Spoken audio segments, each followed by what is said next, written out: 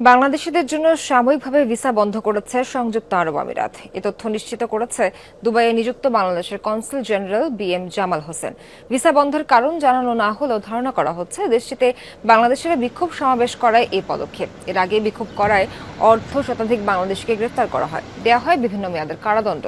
এর মধ্যে ৩ জনকে যাবজ্জীবন এবং ৫০ জনকে দেয়া হয় ৭ বছরের সাজা। বাকি ২ জনকে ১০ বছর এবং একজনকে দেয়া হয়েছে ১১ বছরের কারাদণ্ড।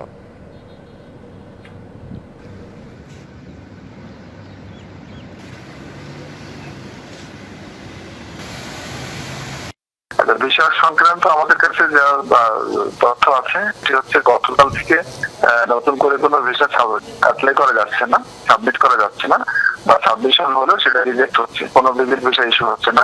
ইভেন অন্যান্য যে সমস্ত ভিসা, এমপ্লয়মেন্ট ভিসা যেগুলো ইউজুয়ালি ইস্যু হয় প্রতিদিনই, সেগুলো গতকাল থেকে ইস্যু হচ্ছে না। মানে যেগুলো সাবমিট করা হয়েছিল সেগুলো সবই রিজেক্ট আসছে।